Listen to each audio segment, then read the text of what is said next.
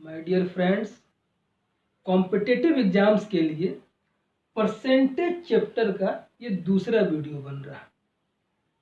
मुझे विश्वास है ये वीडियो भी आप लोगों को पसंद आएगी और काफ़ी आसानी से खूब सिंपल तरीके से आप लोग मेरे साथ इस वीडियो में मेरा साथ देंगे। तो आइए हम लोग शुरू करते हैं। आज का पहला सवाल, मैं पहले वीडियो में बोला था कि सेकेंड पार्ट में ये जो दूसरा पार्ट बन रहा है इसमें बचत और खर्च से रिलेटेड कुछ सवालों को लेंगे। तो आइए पहले सवाल को हम ले रहे हैं।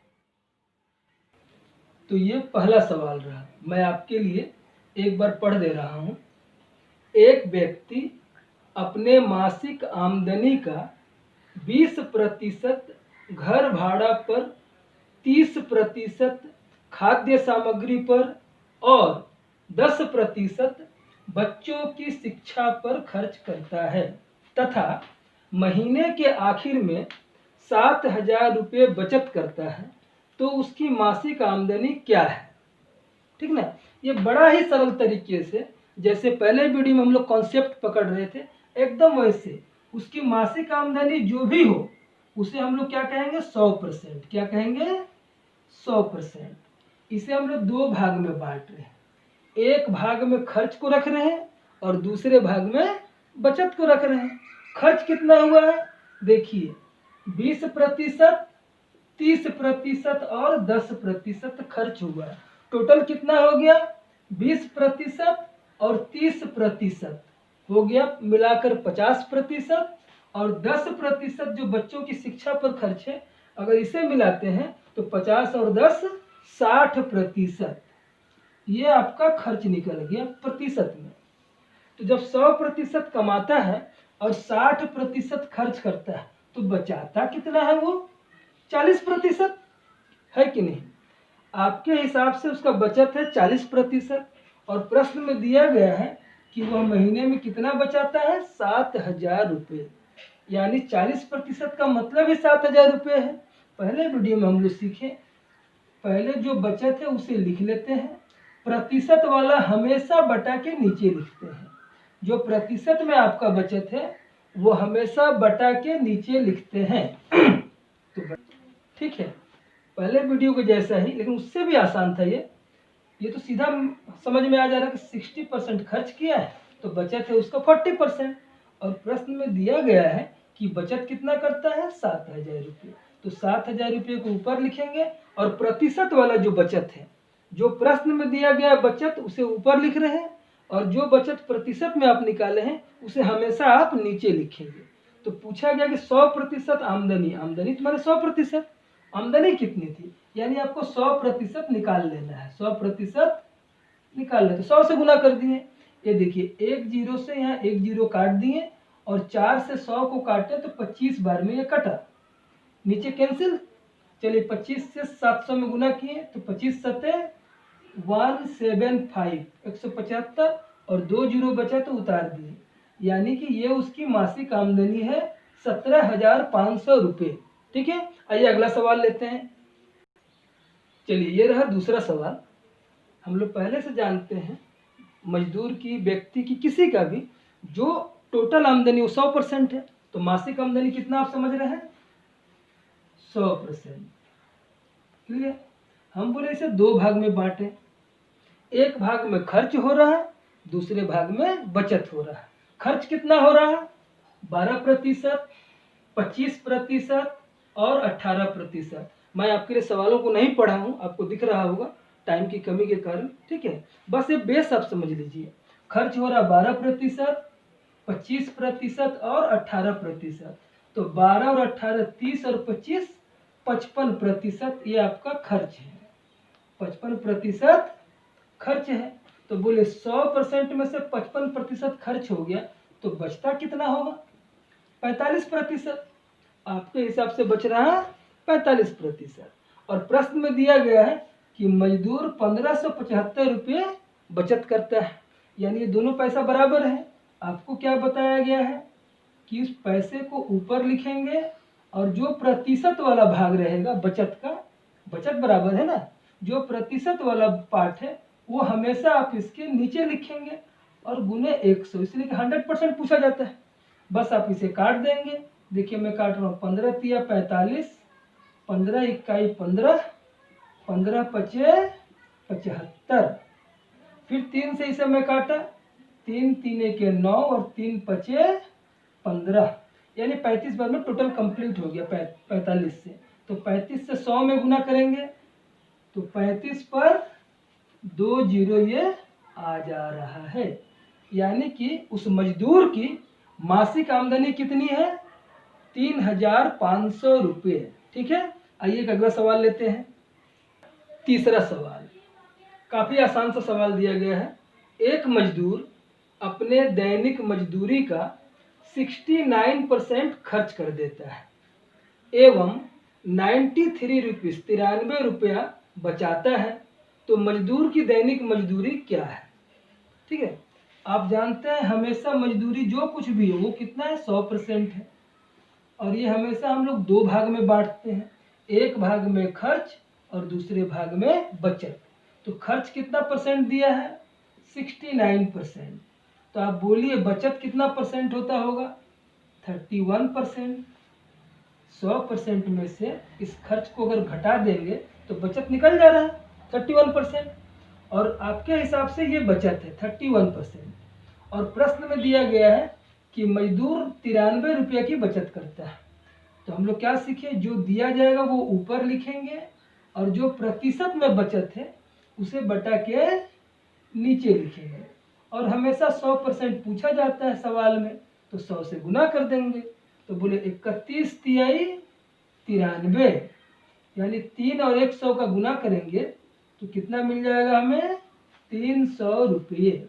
यानी मजदूर की दैनिक मजदूरी क्या हो गई, 300 रुपये। आइए इससे इससे ही लगा हुआ पर इससे थोड़ा हटकर सवालों को लेते हैं।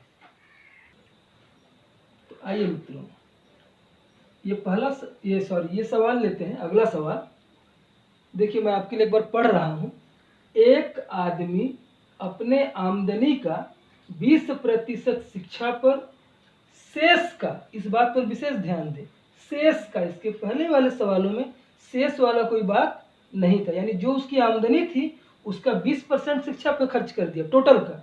अब जो बच गया उसका, शेष का माने जो बच गया, उसका 25% खाने पीने पर एवं बचे हुए, अब इसके बाद जो बचा, बचे हुए राशि का 10% अन्य मद में खर्च करता है, विभिन्न कार्यों में खर्च करता है, तथा महीने के अंत में 5,400 रुपये बचत करता है। महीने के अंत में 5,400 रुपये बचाता है, तो उसकी मासिक आमदनी क्या होगी, ये आपसे पूछा गया। खूब अच्छा से सोचिए और काफ़ी सरल लगेगा आपको, मेरा विश्वास है आपको समझ में भी आ जाएगा। देखिए, जिस हिसाब में इस तरह का मिल जाए ना, शेष या बचे हुए, उनको आप कैसे बनाएं, बहुत आसानी से। आप सिर्फ देख लें कितनी बार वो प्रतिशत में खर्च किया है, 1 बार, 2 बार और 3 बार। ये 3% दिया गया, 20%, 25% और 10%। ये 3 बार खर्च किया, तो आपका काम है आप ऐसे 3 बार 100 लिख लें। बिल्कुल कुछ मत सोचें आप। अगर 4 बार दिया जाता तो आप 4 बार 100 लिख लेते, 5 बार दिया जाता तो 5 बार लिख लेते, यहाँ तो कोई दिक्कत नहीं है। ठीक है, सबके नीचे ऐसे बटा लगाएं और गुना कर दें। देखिए मैं क्या कर रहा हूँ, 3 बार प्रतिशत खर्च था, मैं 3 बार 100 लिखा, बटा का साइन, बटा लगाया और गुना का चिन्ह दे दिया। अच्छा, पहले में कितना खर्च करता, 20%, तो 20% खर्च कर दिया, तो बचा कितना होगा, 80%, उसे नीचे लिख दिया। दूसरे में कितना खर्च किया था, 25%, तो 100 में से 25%, प्रतिशत माने 100 में से 25% खर्च हो गया, तो बचा कितना होगा, 75%। और तीसरे बार दिया गया कि 10% अन्य मद में खर्च करता है, तो 100 में से जब 10 खर्च कर दिया तो कितना बचेगा, 90। ये आपका बचत हो गया।